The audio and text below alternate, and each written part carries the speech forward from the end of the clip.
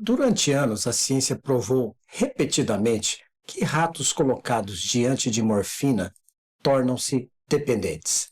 Sem exceção, a droga vence sempre. O problema é que esses ratos dos experimentos clássicos viviam isolados, sozinhos, em gaiolas de metal, sem nada para fazer, além de consumir água ou beber morfina. E aí eu fico pensando, se eu ficasse trancado numa cela, sem contato humano, sem propósito, sem movimento, e me oferecessem algo que alivia qualquer coisa que você quiser chamar de dor existencial, de sofrimento, vamos lá, quantos de nós não beberíamos?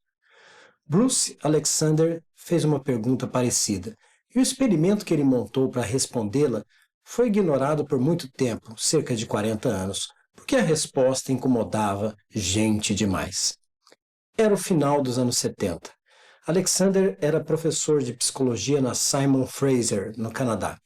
Ele olhou para aqueles experimentos clássicos e percebeu algo que deixou intrigado. Os ratos viviam em isolamento total, sem contato social, sem estimulação, sem espaço, em privação absoluta. Não é assim que os ratos vivem na natureza. Alexander se perguntou: estamos medindo o poder da droga ou o desespero causado pelo isolamento? Para responder, ele criou o que foi chamado como Rat Park, o Parque dos Ratos.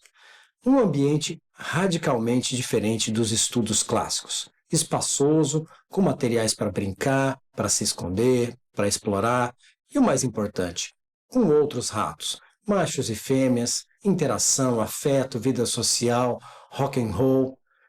Não tinha rock and roll, mas o resto tinha. Nesse ambiente, os ratos tinham acesso às mesmas garrafinhas, água pura e água com morfina. O resultado foi muito provocante.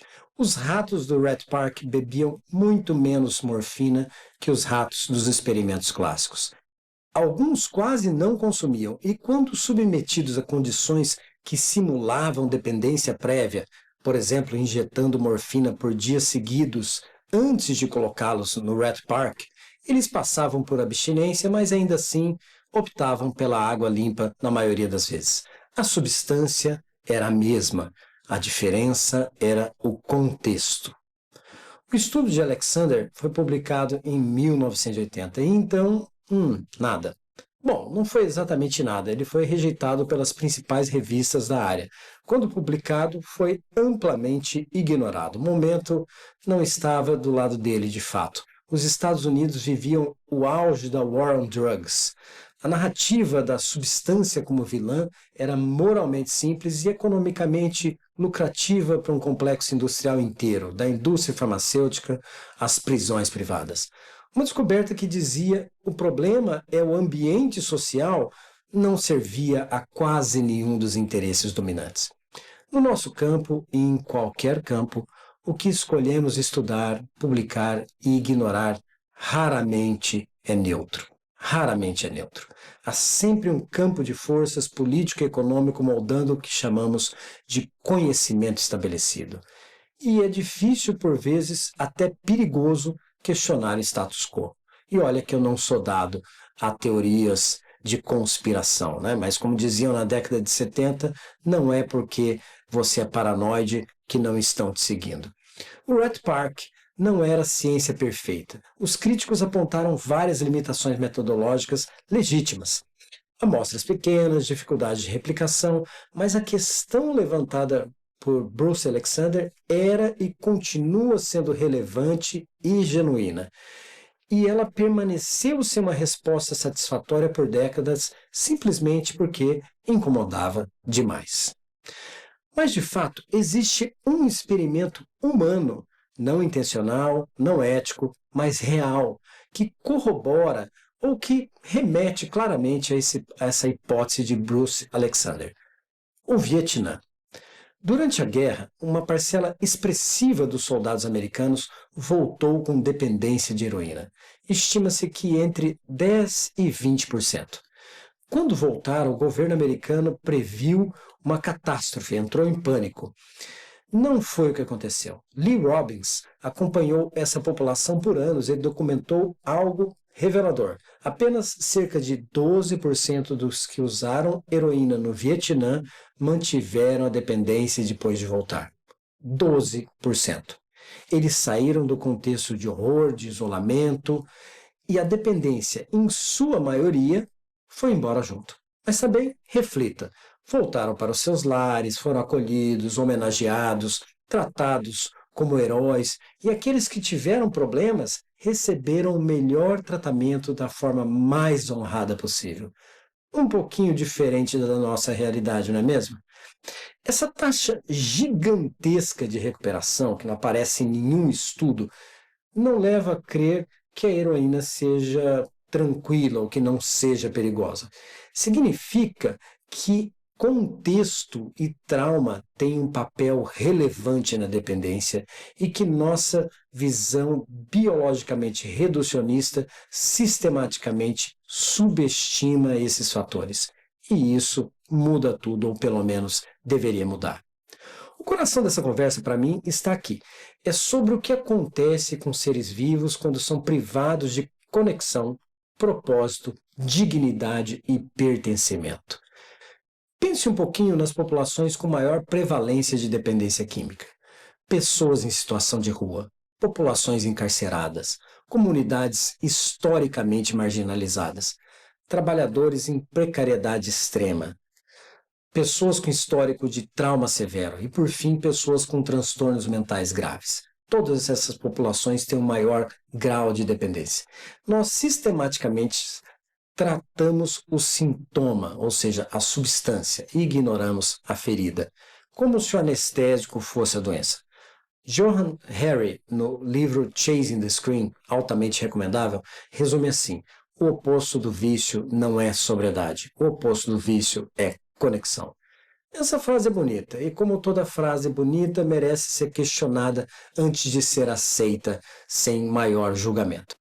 Eu já tive paciente com vida social intacta, família presente, trabalho que fazia sentido e uma dependência que não cedia, porque o cérebro também tem as suas gaiolas.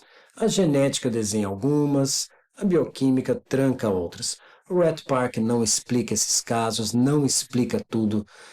E qualquer ideia que funcione para tudo acaba não funcionando para ninguém. Não existe uma teoria unificada de tudo em saúde mental. Mas eu guardo uma formulação própria para esses casos. A droga prospera onde a vida encolheu. A droga prospera onde a vida encolheu.